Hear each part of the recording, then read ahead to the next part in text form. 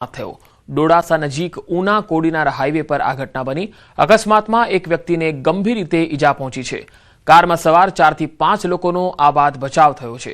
પોલીસે સ્થળ પર પહોંચીને આગળની તપાસ હાથ ધરી છે। તો ઉના કોડીનાર હાઈવે પર આ અકસ્માત, જેમાં કારમાં સવાર 4 થી 5 લોકોનો આ બાદ બચાવ થયો છે, જ્યારે એક વ્યક્તિ ગંભીર રીતે ઈજાગ્રસ્ત થઈ છે। ડોડાસા નજીક હાઈવે પર આ ઘટના બની હતી, જેમાં ટ્રેક્ટર અને કાર વચ્ચે અકસ્માત થયો હતો। કારમાં સવાર 4 થી 5 લોકો ઈજાગ્રસ્ત થયા।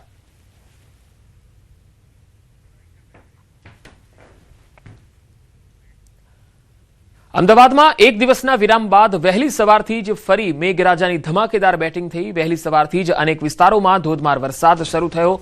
સવારે 6 વાગ્યાથી લઈને 8 વાગ્યા સુધીમાં સૌથી વધુ થલતેજ વિસ્તારમાં વરસાદ થયો। થલતેજ અને સાયન્સ સિટીમાં 2 ઇંચથી વધુ વરસાદ નોંધાયો છે, તો ચાકોડિયામાં 2 કલાકમાં 1 ઇંચ વરસાદ થયો છે। ઓઢવ, વિરાટનગર અને નિકોલમાં 1-1 ઇંચ વરસાદ સવારે નોંધાયો છે, તો કઠવાડા, વસ્ત્રાલ, ઉસ્માનપુરામાં પણ 1-1 ઇંચ વરસાદ થયો છે।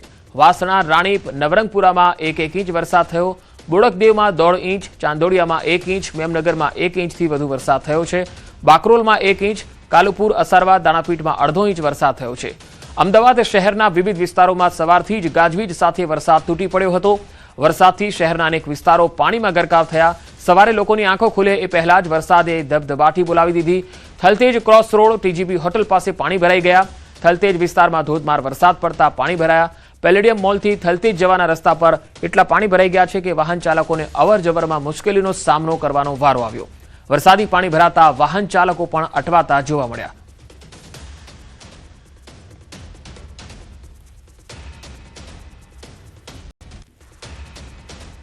અમદાવાદમાં ફરી એકવાર ધોધમાર વરસાદ વરસ્યો છે અને તેના કારણે શહેરમાં પાણી ભરાવાની સમસ્યા નીચાણવાળા વિસ્તારોમાં જોવા મળી છે અને ચાણક્યપુરી વિસ્તારના દ્રશ્યો છે। હું સીધા દ્રશ્ય આપને બતાવીશ। હાલ આપ જે દ્રશ્ય જોઈ શકો છો કે ચાણક્યપુરી વિસ્તારમાં 1 ઇંચ જેટલો વરસાદ વરસ્યો છે, પરંતુ એ વરસાદમાં પણ અહીંયા પાણી ભરાવાની સમસ્યા સર્જાઈ છે। હાલ આપ જોઈ શકો છો કે એક બંગલો છે, રોડ પરનો આ બંગલો છે અને તેના કેમ્પસમાં પાણી ભરાયા છે।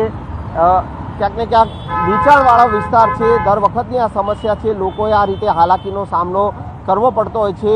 પાણીમાં પસાર થઈ અને લોકોએ અવર જવર કરવી પડતી હોય છે, પરંતુ તેમ છતાં ક્યાંક ને ક્યાંક અહીંયા પાણીના નિકાલની કોઈ પણ પ્રકારની વ્યવસ્થા નથી અને તેને લઈને જ ક્યાંક ને ક્યાંક લોકોએ હાલાકીનો સામનો કરવો પડી રહ્યો છે।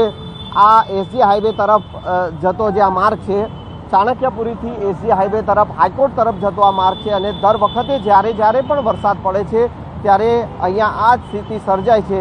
તેમ છતાં અહીંયા પાણીના નિકાલ મ્યુનિસિપલ કોર્પોરેશન કરી શક્યું નથી અને તેના જ કારણે દર વર્ષે આ જ સ્થિતિનું નિર્માણ અહીંયા જોવા મળે છે અને લોકોએ હાલાકીનો સામનો કરવો પડતો હોય છે। અને હાલ એક મહત્વપૂર્ણ ખબર આવી રહી છે। સાબરમતી નદીમાં પાણીનું લેવલ ઓછું કરાયું છે। વરસાદનું પાણી નદીમાં જઈ શકે તે માટે આયોજન, મોટાભાગે નદી ખાલી કરી દેવામાં આવી। વરસાદી પાણીના નિકાલની વ્યવસ્થાને ધ્યાનમાં રાખીને નિર્ણય કરાયો છે। ગુરુવારે વરસેલા વરસાદ બાદ શહેરમાં જળબંબાકાર જેવી સ્થિતિ સર્જાઈ હતી, જેથી સાબરમતી નદીના પાણીનું જે લેવલ છે તે ઓછું કરવામાં આવ્યું છે, જેથી વરસાદનું પાણી છે તેનો નિકાલ કરી શકાય। તો સાબરમતી નદીમાં પાણીનું લેવલ ઓછું કરવામાં આવ્યું। વરસાદનું પાણી નદીમાં જઈ શકે તે માટે આયોજન કરાયું છે। મોટાભાગે નદીને ખાલી કરી દેવામાં આવી છે। વરસાદી પાણીના નિકાલની વ્યવસ્થાને ધ્યાનમાં રાખીને આ નિર્ણય કરાયો છે, કારણ કે ગુરુવારે જે રીતે વરસાદ આવ્યો હતો અને ઠેર ઠેર પાણી ભરાઈ ગયા હતા, શહેરમાં જળબંબાકાર જેવી સ્થિતિ હતી, ત્યારે એનો નિકાલ થઈ શકે તેના માટે આ સુચારું આયોજન છે। અમદાવાદ શહેરમાં વરસેલા અનરાધાર વરસાદ બાદ અમદાવાદ શહેરમાં જળબંબાકાર જેવી સ્થિતિ સર્જાઈ હતી। ચારે તરફ માત્ર ને માત્ર પાણી જોવા મળ્યું હતું। જો કે હજી પણ વરસાદની આગાહી કરવામાં આવી છે અને ભારે વરસાદ હજી પણ અમદાવાદની અંદર વરસી શકે છે અને ફરી એક વખત જળબંબાકારની સ્થિતિ ન સર્જાય તે માટે સાબરમતી નદીમાંથી પાણી ખાલી કરી દેવામાં આવ્યું છે। આપ જોઈ શકો છો દ્રશ્યની અંદર હાલ મોટાભાગે પાણી છે તે ખાલી કરી દેવામાં આવ્યું છે। નદીનું જે લેવલ છે તે 123 ફૂટ રાખવામાં આવ્યું છે, કારણ કે જે રીતે ગુરુવારે વરસાદ પડ્યો હતો ત્યારે નદીનું જે સ્તર હતું તે 30 ફૂટથી વધારે હોવાનું જાણવા મળી રહ્યું હતું અને તેના કારણે જે શહેરની અંદર પાણીની આવક થઈ હતી, વરસાદી પાણીના નિકાલ માટેની સમસ્યા સર્જાઈ હતી અને ચારે તરફ માત્ર ને માત્ર પાણી જોવા મળ્યું હતું. જો કે હાલમાં પણ વાસણા બેરેજના કેટલાક દરવાજા છે તે ખુલ્લા કરી દેવામાં આવ્યા છે કે જેથી કરીને જો અમદાવાદ શહેરની અંદર ભારે વરસાદ વરસે તો જળબંબાકારની સ્થિતિ ન સર્જાય અને તેની તકેદારીના ભાગરૂપે હાલ આજે સાબરમતી નદી છે તે મોટા ભાગે ખાલી કરી દેવામાં આવી છે. કેમેરામેન હિરેન શાહ સાથે ઋત્વિજ સોની, ન્યૂઝ 18 ગુજરાતી, અમદાવાદ. વાવ થરાદના સવાપુરા ગામના ખેડૂતો કોન્ટ્રાક્ટરની બેદરકારીના કારણે ભારે મુશ્કેલીમાં મુકાઈ ગયા છે. અહીંયા સવાપુરાથી ભોરોલ જતી ડિસ્ટ્રીબ્યુટર કેનાલની નાળાનું કામ સમય મર્યાદામાં પૂર્ણ ન થયું છતાંય ભડોદર સીમ તરફનું વરસાદી પાણી કેનાલમાં છોડવામાં આવતા પાણી નાળામાંથી ઓવરફ્લો થઈને ખેતરોમાં ફરી વળ્યા છે, લોકોના ઘરો સુધી ઘૂસી ગયા છે. આ પાણી વરસાદનું નહીં પરંતુ કેનાલમાં છોડવામાં આવેલા પાણીના કારણે ભરાતા અંદાજે 70 એકર ખેતીની જમીન જળબંબાકાર બની ગઈ. મગફળી અને બાજરી સહિતના ઊભા પાક પાણીમાં ગરકાવ થતા ખેડૂતોને લાખો રૂપિયાનું નુકસાન વેઠવાનો વારો આવ્યો. ખેડૂતોનો આરોપ છે કે કોન્ટ્રાક્ટર અને સંબંધિત એજન્સીની બેદરકારીના કારણે આ સ્થિતિ ઉદ્ભવી છે. જવાબદારો સામે કડક કાર્યવાહી થાય, પાક અને ઘરવખરીના નુકસાનનું સર્વેક્ષણ કરી સરકાર તાત્કાલિક વળતર અને સહાય જાહેર કરે તેવી ખેડૂતોની માંગ છે.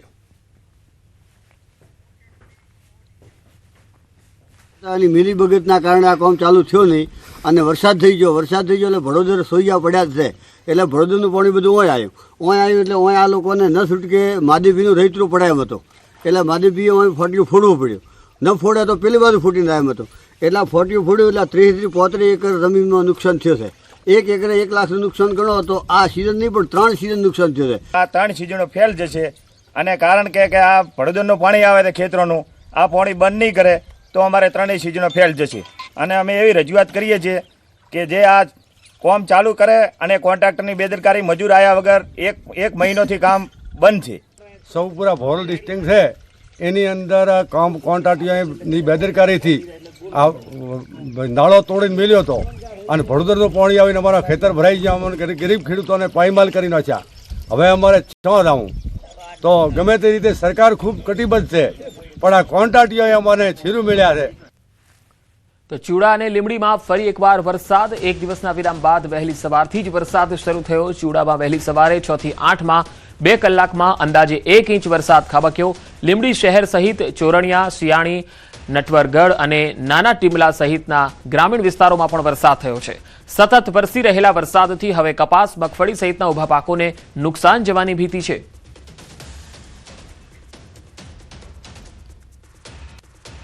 તો આ તરફ પંચમહાલના ઘોગંબાના પૂર્વ વિસ્તારમાં વરસાદના અહેવાલ આવી રહ્યા છે. ગાજવીજ સાથે મેઘરાજાએ ધમાકેદાર એન્ટ્રી કરી છે. વહેલી સવારથી ધીમી ધારે શરૂ થયેલા મેઘરાજાએ મન મૂકીને મંડાણ કર્યા છે. વરસાદ મન મૂકીને વરસતા ખેડૂતોમાં આનંદ છે. નદી, નાળા, ચેકડેમ અને જળાશયોમાં નવા નીરની પણ આવક થઈ રહી છે, જેના લઈને ખેડૂતો ખુશખુશાલ જોવા મળી રહ્યા છે.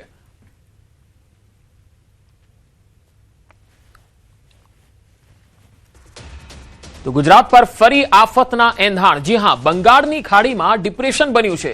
કાલ સુધીમાં વધુ મજબૂત બનશે અને ડીપ ડિપ્રેશન બનશે. ગુજરાત તરફની દિશામાં આ સિસ્ટમ આગળ વધે તેવી સંભાવના દેખાઈ રહી છે અને તેને લઈને આવતીકાલ સુધીમાં જો તે મજબૂત બનશે અને ડીપ ડિપ્રેશન બનશે તો ભારે વરસાદની સ્થિતિ ઉદ્ભવશે.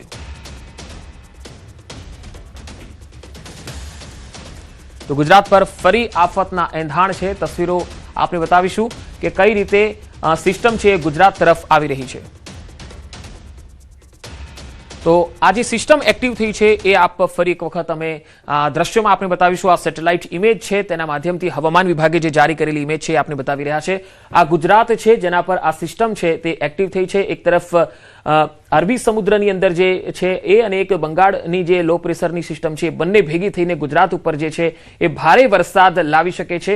આવતીકાલે આ સિસ્ટમ છે એ વધારે મજબૂત બનશે અને ડીપ ડિપ્રેશનમાં પરિવર્તિત થશે અને જો ડીપ ડિપ્રેશનમાં પરિવર્તિત થાય છે તો ગુજરાત આખામાં તે ભારે વરસાદની સ્થિતિ ઉદ્ભવે એવી સ્થિતિ જોવા મળશે અને કચ્છ અને ઉત્તર ગુજરાતના જે વિસ્તારો છે એમાં સૌથી વધારે વરસાદ આવે તેવી સ્થિતિ દેખાઈ રહી છે અને મધ્ય ગુજરાતના અને સૌરાષ્ટ્રના જે કાંઠાના ભાગો છે તેમાં પણ ધોધમાર વરસાદ લાવે તેવી સંભાવના દેખાઈ રહી છે.